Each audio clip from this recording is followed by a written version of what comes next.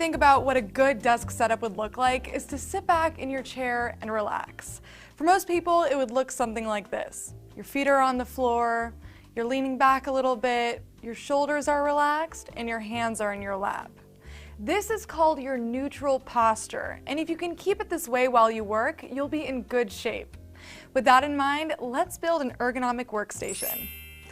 The most important part of a comfy desk is making sure your keyboard and mouse are positioned correctly. Considering this neutral posture, your keyboard should be set 1 to 2 inches above your thighs and should be close enough to you so that your elbows stay by your sides. For most people, that probably means getting a keyboard tray or lowering your desk. But remember, only 1 to 2 inches above the top of your legs. When you're there, position your devices so that they're close to shoulder distance apart and that they're parallel with your thighs so that you're not extending your wrists like this. Keep the keyboard flat and forget about using those little kickstands. And speaking of your wrists, don't ever use a wrist rest. Resting your palms is one thing, but the moment you use a wrist rest, you cut off blood circulation and hello carpal tunnel. Next up, I've got a couple useful tips for setting up your screen. First, the distance. If it's too far away, you'll start craning your neck to read what's on the screen. To find the sweet spot, extend your arm, and the tip of your middle finger should land on your screen. So slide the monitor forward or back until you find that spot. If you have 2 monitors, set them up side by side at an angle. Keep them as close as possible to each other so that when you pan your arm in an arc, your fingertip reaches both screens. In this case, I use this screen more often, so I'll center it a little bit more. Now let's talk about height. There's no cut and dry rule, but here's a little trick.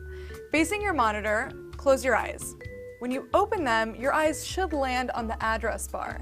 If they don't, lower or raise the monitors, either with the built-in option, with risers, or with books. Last of all, tilt those monitors just a smidge to avoid reflections. Where everything finally comes together is your chair. It supports your back, your bottom, and of course, your posture. There are lots of chairs to choose from, but a few important things to look out for. First, it should have good lumbar support for your back. And when you sit down, there should be a little space between the edge of your seat and the back of your knees, about the size of your fist. Then the last thing to do is to make sure your feet don't dangle. If they're dangling, don't adjust the height of the chair because you'll mess everything else up. Instead, grab a footrest, slip it under your desk, and problem solved. At this point, you should have a pretty good idea of what an ergonomic desk setup should look like. From here, you might want to watch my video on avoiding eye strain. And I have to say it.